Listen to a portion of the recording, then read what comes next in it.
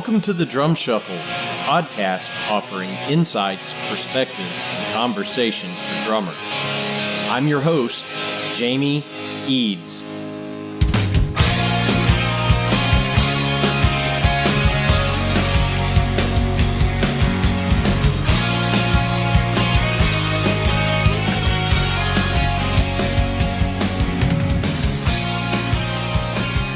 Hey everybody, how's it going out there? Welcome to the Drum Shuffle. Jamie Eads joining you as always.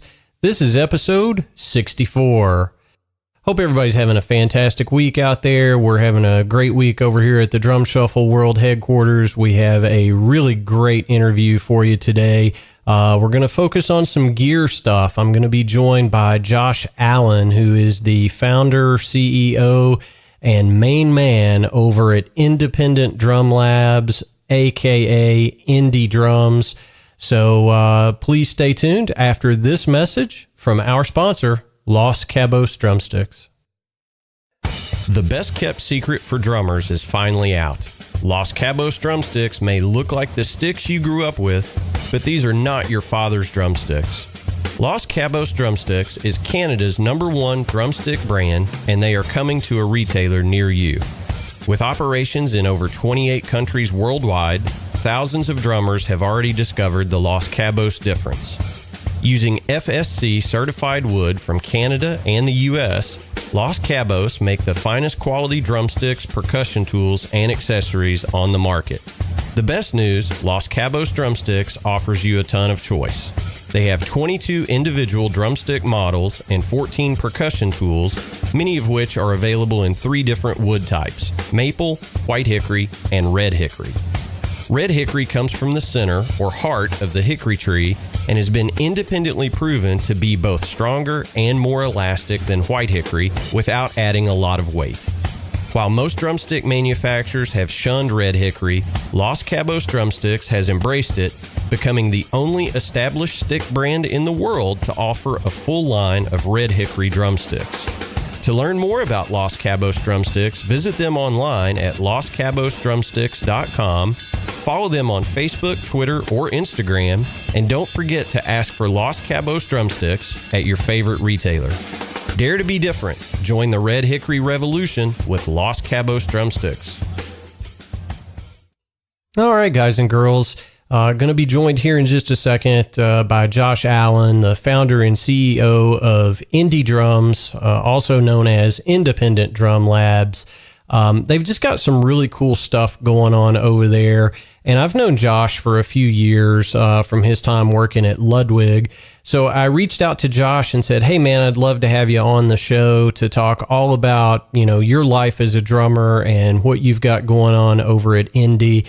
And we get into some of the nuts and bolts of some of the really innovative stuff that Josh has been up to over at Inde here over the last few years, and it's really cool stuff. So make sure you hit their website. We have a link up on the drumshuffle.com and all that good stuff, and see some of the stuff that we're talking about. So really pleased to have Josh joining me here. So help me welcome Josh Allen to the Drum Shuffle. Hey, good evening, Josh. How's it going, brother? Doing great. How are you? Man, I can't complain a bit, as usual. Thanks so much for taking some time to come on the Drum Shuffle. We really appreciate it. I'm excited to chat with you. Well, we're excited to have you because I tell you what, you guys are doing some fantastic work up there in Michigan. But before we get into all that good stuff, let's start at the beginning. Did you grow up in Michigan? Yeah, for the most part. Born in Ohio, but lived in Michigan starting when I was about 1. Okay, so all of your memories are from Michigan then? Yeah, for the most part. I did have a stint as an adult living out in New Hampshire for about 3 years, but other than that, I've been based in different locations around Michigan. No, that's cool, man. So, all right, the burning question then is Michigan Wolverines or Michigan State Spartans? So I went to Western Michigan, so neither. Go Broncos. I will say that I did spend the last 3 years in Ann Arbor while my wife was going to U of M, so So yeah, Wolverines, I guess. Okay. But I'm not a real sports fan, so my opinion doesn't matter anyway.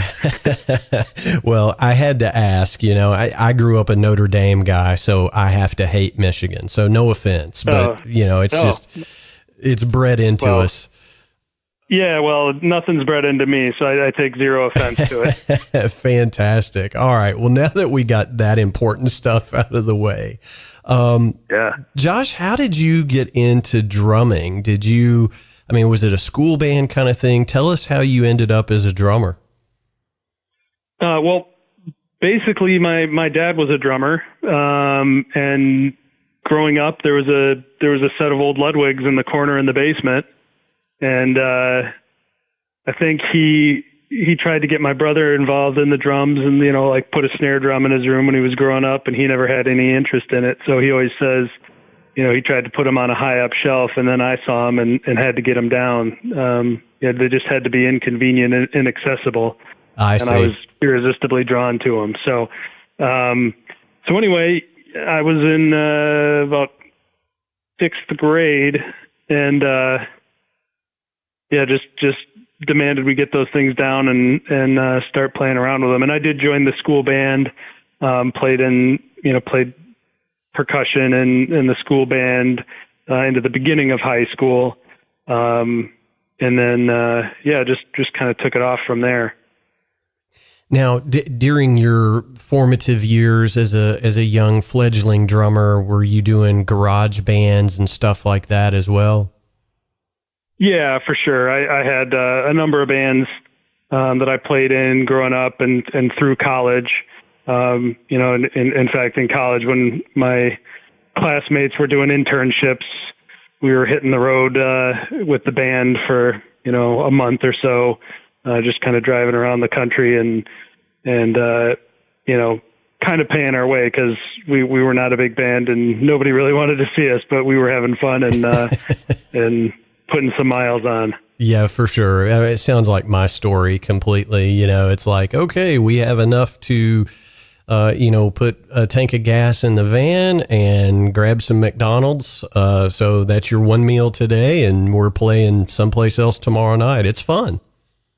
Oh yeah. We had a van and we had a trailer that we pulled behind it that we built bunks into. So it was it was a little rough conditions, but when you're 20 years old, who cares? That's exactly right, and safety first, right?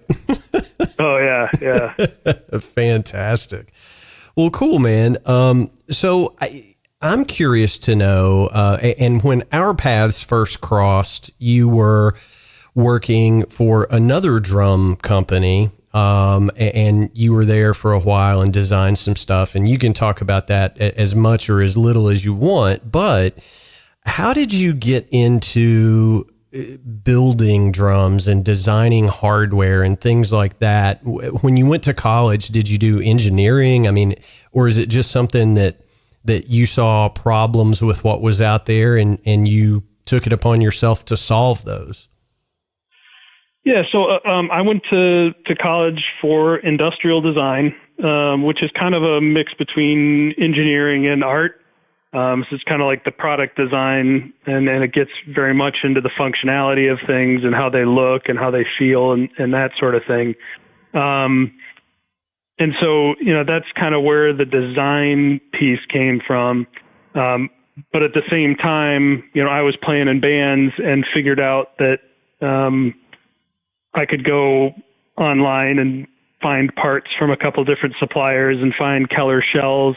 And I was building, I first built a drum set for myself, and then friends started asking. So, while I was going to school, I was starting to learn how to build drums. And then, I got out of school and ended up doing a couple different things in kind of some diverse areas that took me kind of different manufacturing type locations and doing all sorts of different products all over the world, and learned a lot about how products are designed and products are manufactured. And so, after 6 years of that or so, I really wanted to find something that I had a passion for. I was kind of looking at the bicycle industry and the drum industry, because those are kind of two things that I've always been into, and ended up landing at Ludwig, kind of just as they were investing money and doing new things, and so I was kind of there just as they were ready to invest in some new ideas. Yeah, for sure. Well, and I know that you had a hand in some of the what I would consider some of the greatest innovations in the last 20, 30 years from Ludwig. Tell our folks a little bit about some of the stuff that you did while you were there. Yeah, so I guess I started in 2010, and then at NAMM 2011, we launched all the Atlas hardware, which is, I designed every bit of all the hardware, and there were a number of patents that came out of those designs, and really just kind of started from scratch. Ludwig had some kind of generic hardware that they had put their name on, and they'd been doing that for years. And, I came in and said, you can continue with this and do little tweaks here or there, or we can just start from scratch and design everything, from the ground up to work better. And so we ended up, changing vendors, and every single piece was designed in that year and brought to market the next year. So all the Atlas stuff I did, and then we, like about a year later, we were looking for the new suspension system. So I came up with the Atlas mount design, and a bunch of accessories that go along with that. And then I started to take my attention toward some of the drum product lines. So we did an update to the the Keystone series, and then I kind of they let me on a let me go off on my own a little bit, and came up with the Signet series, which was kind of a disaster, but some really interesting stuff, and really great drums, to be honest with you. Some of the best sounding drums I think Ludwig has made. So I guess that kind of outlines what I did there. And then toward the end of that, I kind of got frustrated with, a lot of it is, I really wanted to do some new things that I thought would make drums better. And they just didn't fit in with, I guess, the Ludwig identity, and felt like, I could step out on my own and build a better drum. Yeah, for sure. Well, and here's the thing, and I certainly want to hear about the idea of Inde Drum Labs and how that really, grew from an idea into where it's at today. But I also want you to speak to, before we get there, I want you to speak to the fact that just because you design something really cool doesn't mean it's possible. There's a bunch of steps between, hey, here's a great idea. Like, for example, you mentioned the Atlas mounting stuff, the suspension mount. I would imagine there were a whole lot of hoops to jump through between the design phase and how in the world do we make it and still make money selling it, right? Sure. But because, just because you have a great idea doesn't mean it's possible to manufacture it in a cost-effective manner. Nobody's going to pay $2,000 for a suspension mount, right? Right. Honestly, for me, and I can't speak for all product designers, but for me, I kind of find inspiration in those limitations. For example, we'll go through kind of the Atlas mount, start to finish. I always felt like the idea that you can't touch the drum shell to suspend a drum was incorrect. And I felt like if you had some mechanism within a mount that would decouple it from the drum, that would be very effective, and less bulky and easier to deal with, easier to change heads, easier to easier to tune with than kind of the systems that we had been dealing with. So that was kind of in the back of my head.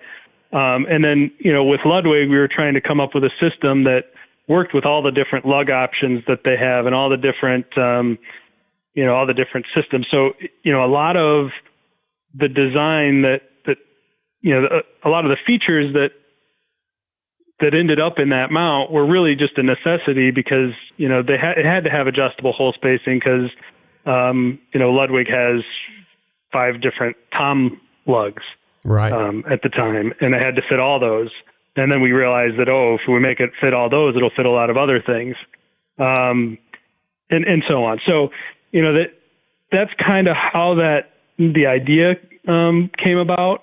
And then came the next steps of actually figuring out how to make it work. And, there's a lot going on in that little bracket. And if you look at how those pieces are designed, it's pretty interesting how they all come together. And I had, a lot of the pieces and where the things are kind of already there for you. We know we've got, lug holes that have to be in a certain place, and we have to be able to hold a tension rod in a certain place. And then it's just kind of a matter of working around those, and then trying to come up with an attractive design that sits around it and, figure out how to make the suspension in there. We also, I glazed over this, but we also had to prove that my theory that, you could mount to the drum and suspend the drum, and get, good tone out of the drum with a mount directly to the shell. We had to prove that worked. Right. And so I designed a little test fixture, that could, kind of do the same things as the mount design would do, but, something I could manufacture real quick and try it out. So that was in there as well. Yeah, for sure. And then really once all the limitations and all the things that are required and everything is put in, you're really just kind of filling in the blanks of, what other details you need to fit in. So, I think I did one version that was a little bigger, and then I figured out I thought it was a little too angular and ended up changing it, kind of went back to the starting point again and changed things a little bit here and there just to get the form where I wanted it. And then it was kind of prototyping. We had a 3D printer that I was making all the parts on just to try out and see how they looked and felt. And then it's just off to the races and getting the tooling made and getting it all, quoted and everything so you can get it manufactured. And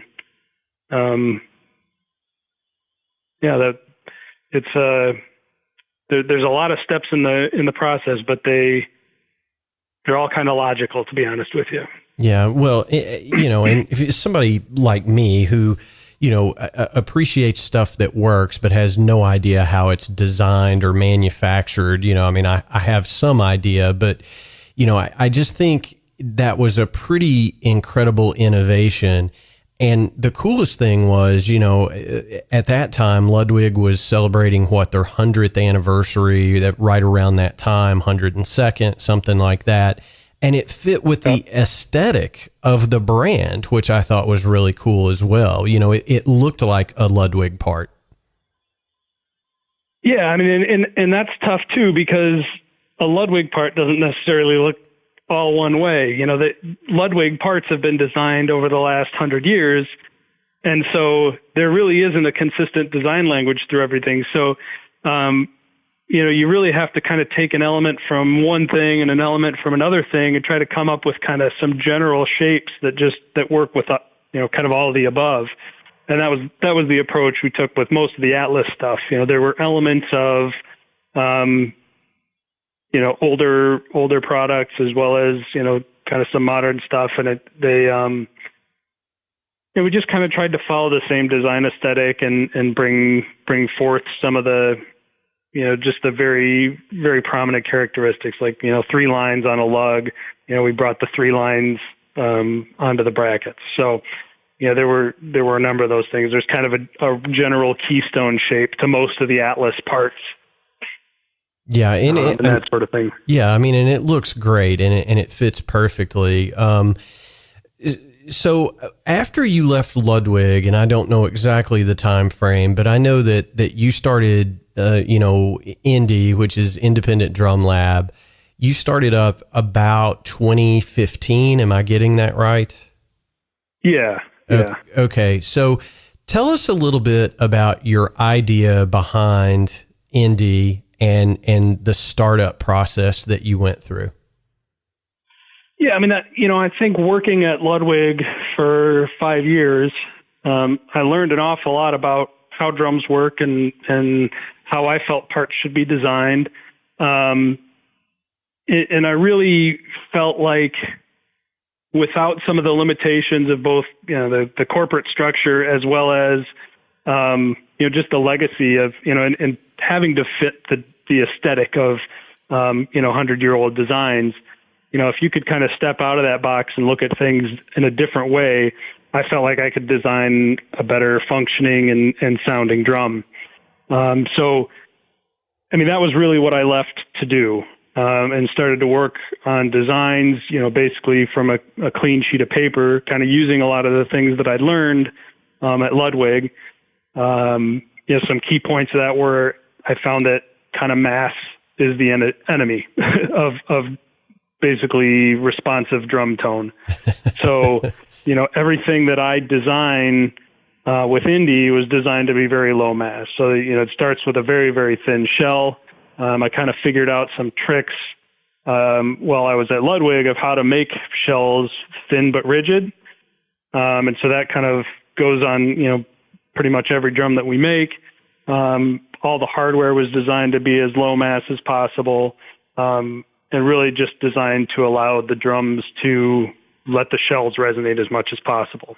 Yeah. So rounded bearing edges, thin shells, lightweight hardware, and then an improved suspension system is kind of the 4 key attributes of what Inde drums are all about. Yeah, and you're making some incredible looking stuff, and full disclosure, I have not played one of your kits. But what I have heard, out there in the ether, it just sounds incredible, and they're beautiful instruments. But I've got to interject here. So what you're telling me is what everybody did in the late 70s and early 80s by putting 8-pound mounting blocks on the side of toms was a bad idea, right? Well, it's a bad idea for the kind of tones that I believe people want out of their drums now. And I think at the time, the tone that people were looking for was really just kind of that wide open, super modern sound where you've got, you're basically hearing the heads and you're not hearing the shells or anything else. Right. And they were perfectly designed for that. Yeah. I mean, I do think the mounting hardware was too rigid and choked out the drums, which is kind of gave birth to the whole drum suspension movement. But yeah, I mean, the heavy hardware, the thick shells, the sharp bearing edges, I mean, all that stuff just contributes to you only hearing the heads. Right. Well, and yeah. So, I think a lot of that carried through today. And if you look at the design of a lot of drums that are commercially available, they may have better suspension systems now and they may have changed around the parts a little bit, but they still have kind of that same fundamental, fairly thick shells, sharp bearing edges, heavy hardware. So really what you hear out of most commercially available drums is pretty much the heads. Yeah. We try to get the opposite feel wherein, the shell becomes a very prominent part of the sound of the drum. Yeah, right on. And now, when you came up with your initial design for Inde drums, did you just go out into your shop and start making kits and hope somebody would have some interest? I mean, kind of tell me the order that you went through after you designed, the first kit, I guess. Did you start soliciting orders immediately or did you prototype? I mean, walk me through that process. Yeah, I mean, basically I wanted to have a full suite of parts, to design. I didn't want to design half a drum and then start making it. So I designed the lugs and I designed the strainers and I designed the suspension brackets. and basically all those parts, as well as the shell, and designed all those up front and had all those parts manufactured, had the tooling made for all those. In order to get the shells made, I bought a large quantity of those, bought a large quantity of everything. It was a bit of a leap of faith, to be honest with you. Yeah. I threw a lot of money at it. And, at the same time I was working a full-time job. So, to help fund all of that. Sure. And so, so basically my target was the Chicago Drum Show, of 2015. And that's where I launched the business. And I brought, 4 drum kits, which I was, building at 3 a.m, the 3 nights prior to the show. And got a couple booth spaces there to look, big enough and legitimate enough, and had had 4 kits and a bunch of snare drums. And, just kind of had my debut at the Chicago Drum Show. We had really good feedback, sold a lot of drums at that show, which, surprised even me. And so, that was kind of the start of it. And then it was off to the races. I've never really dumped a ton of money into the marketing or promotion of it. I value word of mouth advertising over just about anything. So, rather than, dump thousands of dollars into Google ads, I'd rather just make sure that everybody that takes a little bit of a leap of faith on buying an indie drum that, they may have not heard about before, and just make sure they all have a fantastic experience. And, so that's kind of how, we've been growing slowly and steadily all this time. I think, I could have dumped a bunch of more money into the marketing side of it, and maybe grown faster, but I think this is kind of the approach that I like, and I find more honest and, honorable. Yeah, for sure. And, and this is what I will say, everybody that has purchased one of your kits will literally almost immediately log on to every drum forum there is, all the social media spots, and talk about what a fantastic product it is and how much they enjoyed the process of, working with you to design their dream kit kind of thing. And I think that's one of the big things that differentiates you from others is that, you're not, selling to dealers or distributors. People are working directly with you, correct? Yeah, I mean, we do sell some products through dealers, and that's growing. But yeah, definitely when I started out, every sale went through me, and that was very intentional. I wanted to get to know the customers and understand what they're looking for when they buy a drum set.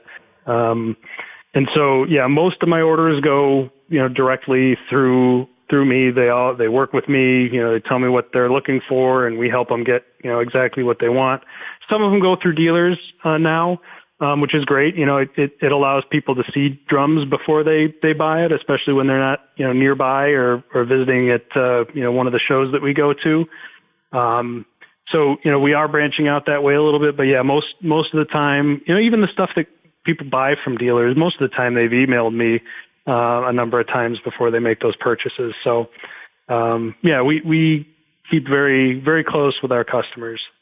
Well, and I think that's fantastic. And you have, developed quite a legion of fans because of it. And, you talked about word of mouth marketing earlier, and I'll just say this, the guys and girls that have bought product from you are doing a really good job on the word of mouth marketing front, because I have yet to hear anything negative any place or read anything negative. So, I think most of the time when you're talking about, a smaller independent builder, there's always going to be one guy that's not happy, right? But I haven't been able to find that when it comes to Inde Drums. So kudos to you for that.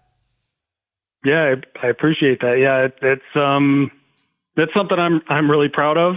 That there aren't people out there complaining about product. And yeah, there's definitely a legion of people that are out there and determined to spread the word. I mean, I've got guys all over the country who are, they buy a kit and they're like, I want to spread the word about this. If you have anybody nearby, send them my way. I'll show them my kit, and so, that kind of help is huge for a business like mine. A guy in California wants to buy a kit and has never seen one in person. And I got a guy that's not only willing, but excited to share, to have somebody over to their house and show them their drums. Man, that's amazing. Yeah. I mean, that speaks volumes about, how satisfied your customers are. Now, one of the other things that I think is a little bit unique about you and your brand is that, when you guys first came out, you said, no, I do not sell kits with drum wrap, basically, which, I think most builders, when they start out, that's kind of their bread and butter, is to sell a kit that's wrapped in something because it's easier and more cost effective. So talk us through that decision. I think I know the answer, but I'd like to hear it from you. Sure. I mean, yeah, as you're saying, it's easy to put wrap on drums and they look nice. You don't have to, you just stick it on and you got a good looking drum. So, and I've been asked a million times to do it. But what I've found is, as I mentioned earlier, everything that we do is designed to let the shells really resonate, and be a prominent part of the sound of the drum. And, I don't think you can tell the difference if you have a thick drum shell with sharp bearing edges and heavy mounting hardware. It doesn't matter if you wrap a drum or not. But when we use our really thin shells, deck them out with the lightweight hardware. We do all these things to allow the shell to really resonate. And if you just glue a thick sheet of plastic on there, it just kills the tone of them. I mean, you can really tell the difference on our drums. So, it was just a sound issue. The drums just didn't sound good with a wrap. So, I wasn't willing to sell something that I didn't feel sounded good. And that's one of a number of things that we regularly say no to. I mean, I have people all the time ask me for, they want to try something with a different wood or something like that. And, there's a lot of custom companies that will do anything you want. But I always say I don't sell science experiments. I'm not going to have somebody else be my guinea pig to try out something and see if it works. If I sell something, I will have built it before and I will know that it works. And, that design and all the pieces of it will be, well tested before it gets in the hands of a customer. So, it kind of keeps me out of that full custom world. But, makes sure that the products that I sell are really reliable and you can count on it sounding good out of the box. Right on. Now, so at the beginning you were doing, basically lacquered finishes or satin finishes, things like that, which is more expensive to produce and a little bit harder. You have a whole lot less margin for error. But one of the things that has really caught my eye here over the last few months, and I want to ask you about it, is your new finish process that you're calling Reso Armor. I don't know how else to explain it other than to say it looks like a wrap finish, but it's not. Can you tell us exactly what this stuff is? No. Come on, man. I want the chemistry. I want to know exactly how you mix it up. I'm going to start a drum finishing. No, I'm kidding, Josh. It's beautiful. Yeah. Like I saw one that you did that, is kind of a tip of the hat to psychedelic red, and it looks spot on. It looks like psychedelic red. It's like these really cool swirls. And, this is the point where I'm telling all of our listeners, go out to indedrum.com and look at what we're talking about because it's stunning. It looks beautiful. So talk to me a little bit about Reso Armor. Don't give it away, but tell us what that process looks like. Yeah. So, as we talked about, I didn't want to put wraps on the drums because it really does kill the tone of our shells. So, but at the same time, I always liked wraps. You know, the old Ludwigs that my dad bought way back in the day, and I grew up playing. They were wrapped shells. They had a silver sparkle, and I thought they always looked great. And they also held up really well. I mean, it's a 1968 set of drums that still looks really good, and they were not treated well. Yeah, right. And so, I always wanted something that was durable like a wrap and looked like a wrap. But I just wasn't willing to compromise the sound in that way. So, I was, kind of looking at some different options to do that, and basically figured out a way to kind of build the finish on the drum as part of the shell.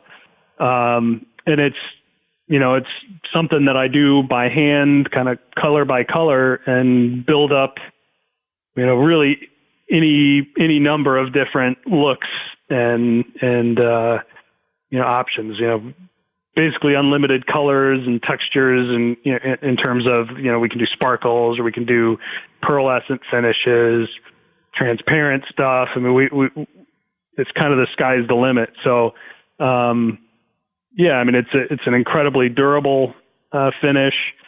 It looks, the number of options are incredible, and we can really come up with some cool looks. And again, everyone's done by hand, one of a kind.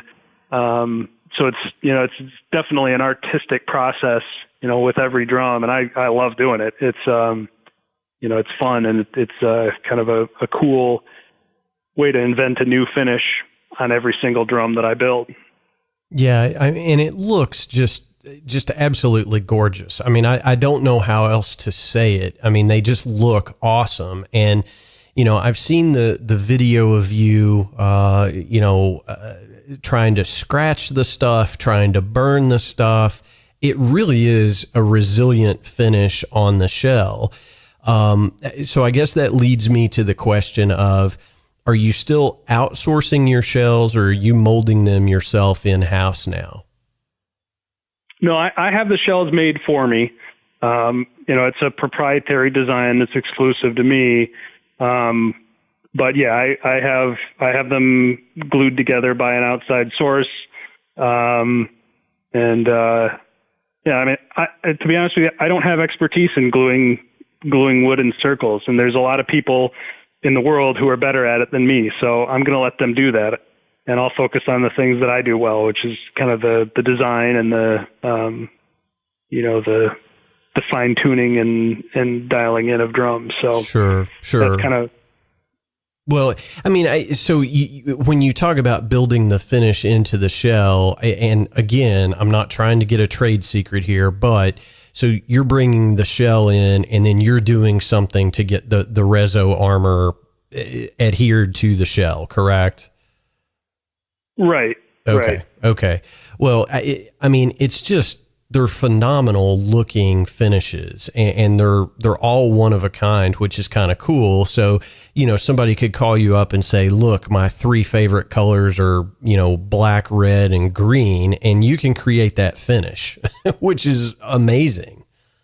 Yeah. And honestly, it's, that's still something I'm trying to figure out, because, it's such a wide open number of options that it's tough for customers sometimes to know exactly, what they want. It's kind of like, if you give them option A, B, C, or D, it's really easy to pick. But when you say, I can do any color you want and mix it with any other color you want, and we can mix it dark or light or transparent or non-transparent or pearlescent or add sparkles and all that stuff, it's kind of overwhelming. So, what I'm trying to do is just make a bunch of stuff and get a bunch of kind of samples out there, so you can look at that and look at, what we've done and say, oh, well, I really like that one, but instead of the green in that spot, I want blue, and that sort of thing. So, I'm trying to just build up a sample library of different options. Well, I mean, I don't mean to say it again, but it's awesome looking. I mean, that's all I can say is it's just fantastic. Now, one of the things that I love about you and your company is when you go out to your website, which is indedrum.com, and that's INDE, indedrum.com. When you go out there, there is a whole section that you have called Tech, Design, and Nerdery, which I think is just fantastic because you really do get into the blood and guts of here's why I do everything I do. Here's why it's designed this way. Here's why the hardware looks the way it looks. Here's why the suspension mount is made the way it is.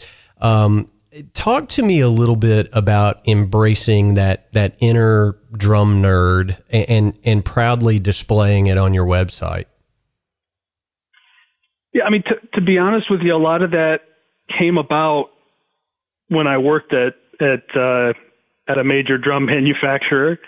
You know, and I saw how products had traditionally been brought to market and kind of the thinking behind them.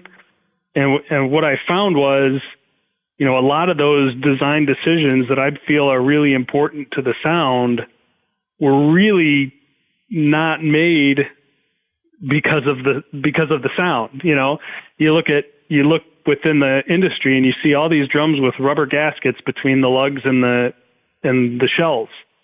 And, you know, it's kind of become an industry standard, but look around at other acoustic instruments and you won't find a single other acoustic instrument with rubber gasket. I mean, it's a sound deadening material. It's absorbing energy from the shell. And, you know, you could say maybe it's not that much or it doesn't affect it that much, but you add it up over, you know, the entire drum set and you've actually got quite a bit of rubber on there. It just doesn't make any sense. And so, you know, for me, looking at these things and that are designed without really any sort of acoustic principles in mind, that really always just kind of irked me. And so, you know, I've developed a lot of kind of philosophies as well as just kind of some basic principles of physics that I apply to the design. And I want to make it clear why I'm doing that. And I think it's something that differentiates my products from a lot of other ones is that, you know, every component on them was designed kind of with the same acoustic philosophy in mind.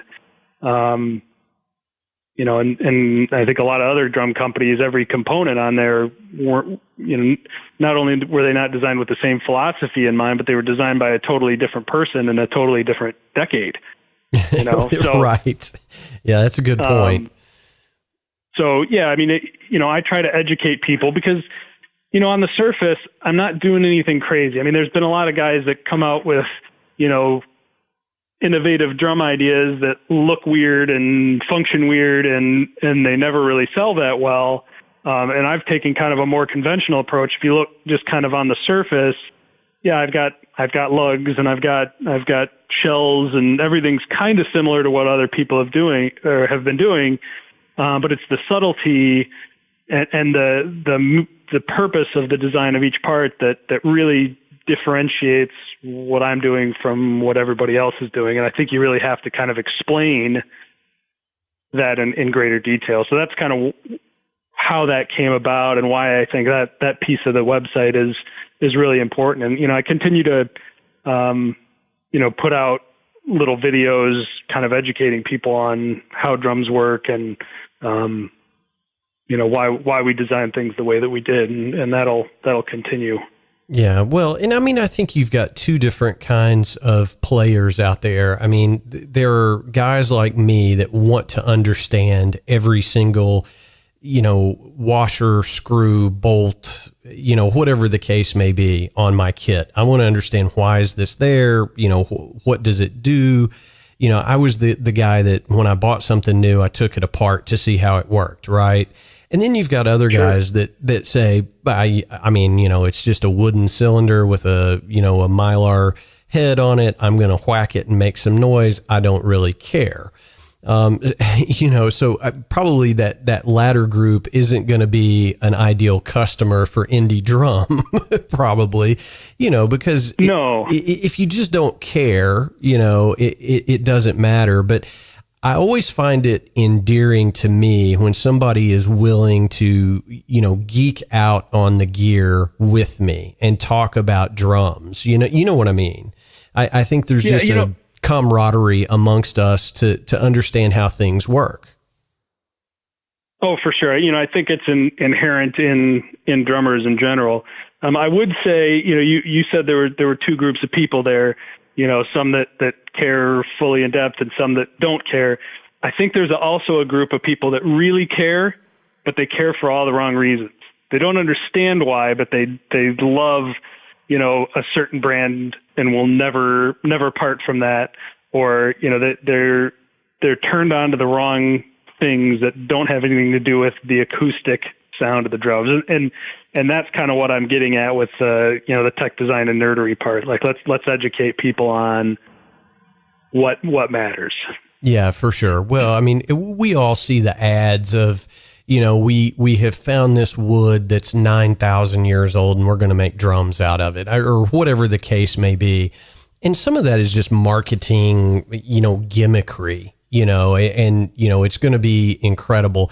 I've heard $7,000 drum kits that don't sound any better than an 80s Pearl export kit that's made out of, the crap that you put down under your linoleum in the bathroom. I think it's beauty is in the ear of the beholder, correct? Sure.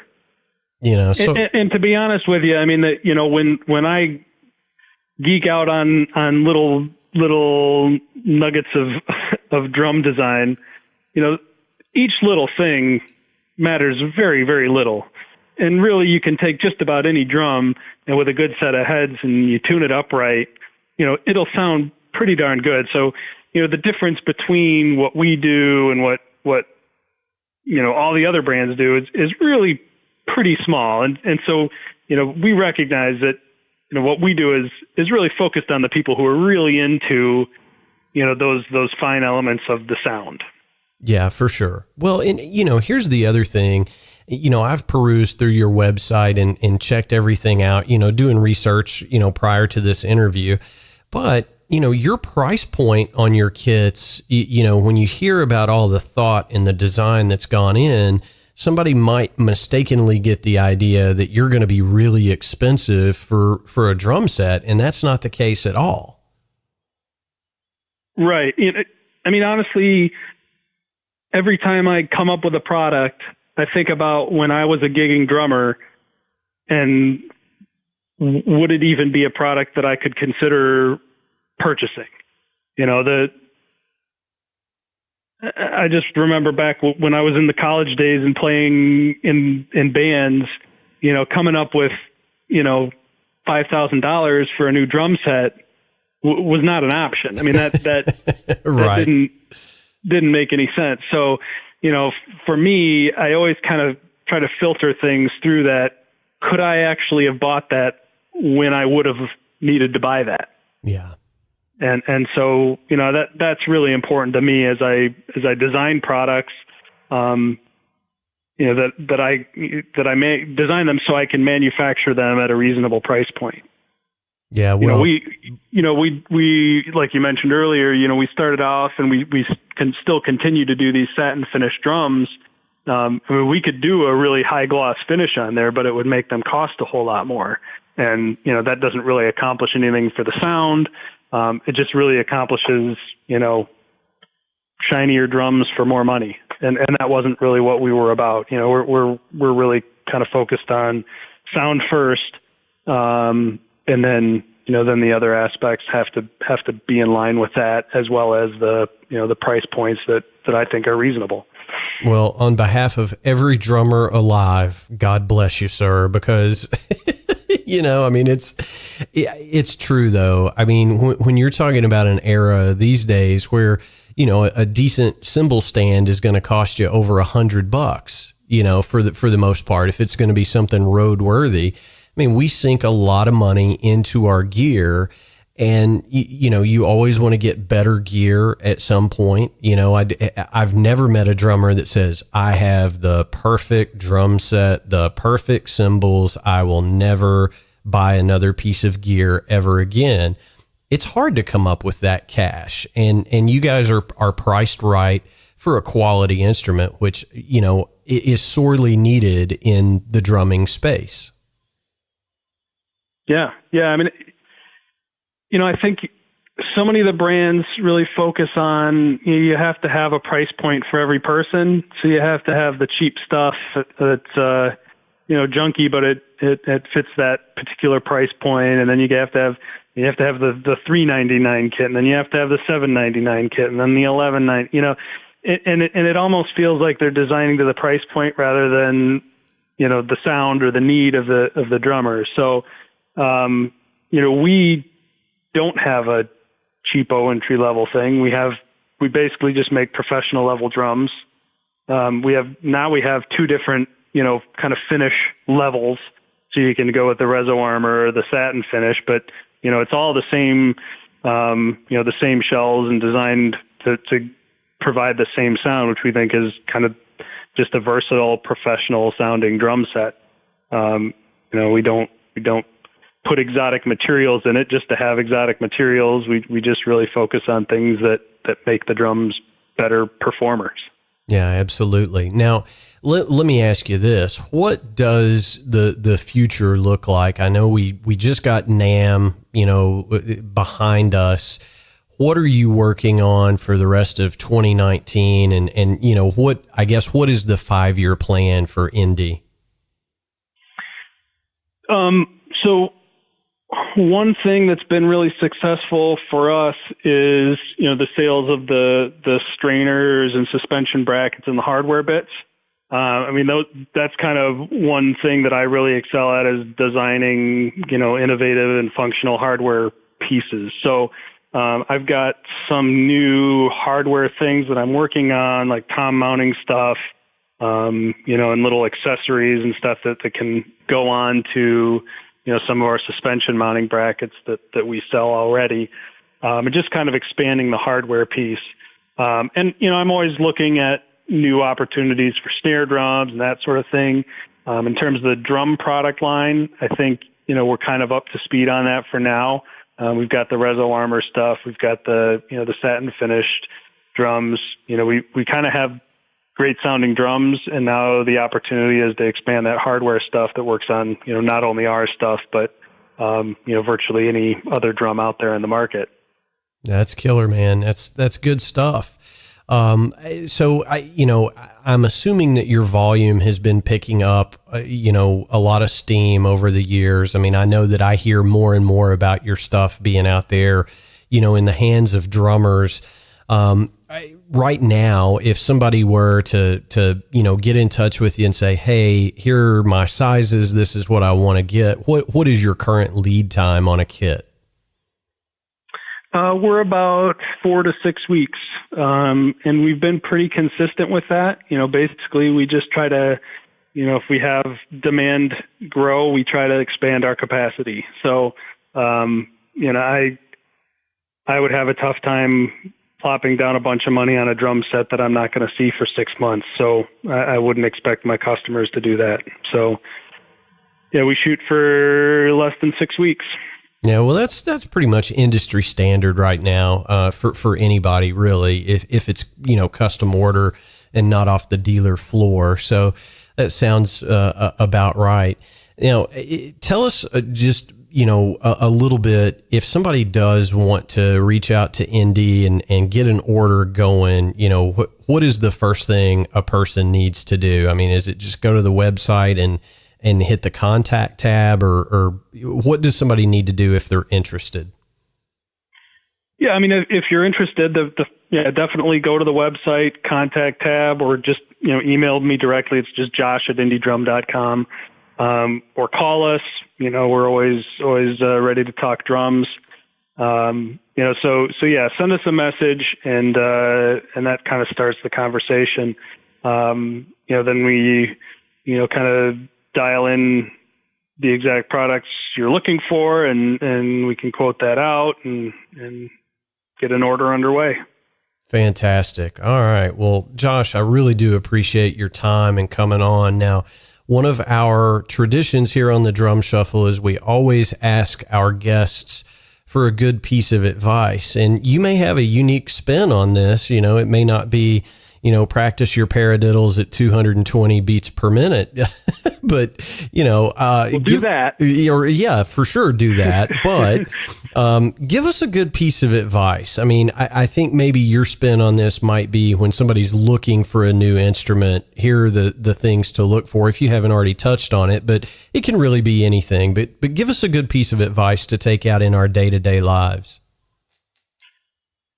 You know, I guess I will give the drum builder perspective, in that, you know, if you're going to build a drum, and I think this applies to if you're going to, you know, make music as well, or if you're going to do anything else, you know, just make sure that whatever you're doing, you bring something cool to the table. You know, if your goal is to just kind of copy what other people are doing, you know, maybe make it cheaper or something like that, it's never cool and it's never successful. You know, I think you just have to make sure that, you know, whatever you're approaching, you bring something new that's, you know, uniquely yours to the table. And that's kind of what I try to do with you know, the drums, and I think that works for just about any pursuit you want to undertake. Yeah, man, that's good advice. And you're certainly doing that. It's just really cool for me to kind of sit from afar and watch all the innovative stuff that you're coming up with. And you know, I'm going to tell a real quick story how our paths crossed. It was back when you were working for Ludwig, and for our listeners, this is the kind of guy Josh is. I got an Atlas bass drum pedal for Christmas one year. My wife bought me, I had played DW pedals for years and years and years, and I wanted to try one of the new Atlas pedals. And I opened it up on Christmas morning, and the little plastic molding that held the included drum key was broken. And I said something about it on, I think, one of the drum forums, and I was like, man, this is a bummer. Josh reached out to me on Christmas Day and said, the replacement piece will go out in the mail tomorrow. No worries. So that's the kind of guy Josh is. So thank you, Josh, for doing that. And I'm glad to know you, and I appreciate the help way back then, and I appreciate everything you're doing in the drum world. Thanks for coming on the show, man. Oh, it was my pleasure. Glad to talk to you again. Yeah, for sure, man. Keep us posted. When you guys do something new, let me know, and we will absolutely have you back here anytime to talk all about Inde Drums. Okay, brother? That's awesome. Thank you so much. All right, man. We'll talk to you soon. All right. See ya. Goodbye. All right, everybody. That's going to wrap up episode 64 of the Drum Shuffle. Thank you so much for tuning in. We truly do appreciate it, and we simply cannot do this show without all of you guys tuning in and week out. Hey, do me a favor. If you like the show and you know of somebody that you think might like the show, send them a link, please. It helps us tremendously. We are continuing to grow, and we do have some personal goals. So share the show with somebody. Tell a drummer friend, hey, listen to the Drum Shuffle. It's cool, if you think it's cool. And while you're at it, hit the subscribe button on whatever platform you're using to listen in. You're not going to want to miss some of the shows that we have coming up. Next week, I'm going to be joined by my pal, Rob Mount. Rob is a great drummer up in New York State. He has spent the last few years playing with the great Lou Gramm, and he just has so many cool experiences over his career. So it was really cool to catch up with Rob a couple of weeks back. So I'm going to bring you that interview next week. The week following that, we are going to be joined by the legendary Sean Pelton from Saturday Night Live, live from Daryl's house, and he has just played with everybody on earth. Look up his recording credits, and we're very fortunate because Sean doesn't do a whole lot of these interviews, so I was really lucky to catch up with him just a couple of weeks back. So in 2 weeks' time, you'll be able to hear that interview. Again, thank you guys so much for tuning in and listening. We appreciate it. We love hearing from you throughout the week. The Drum Shuffle Podcast at gmail.com. Drop us a line. We will respond. Our web address is thedrumshuffle.com. And there's more information about me over at jamieeads.com. Don't forget to follow us on social media and hit that subscribe button. Thanks so much. So until next time, may your head stay strong and your sticks never break. Cheers.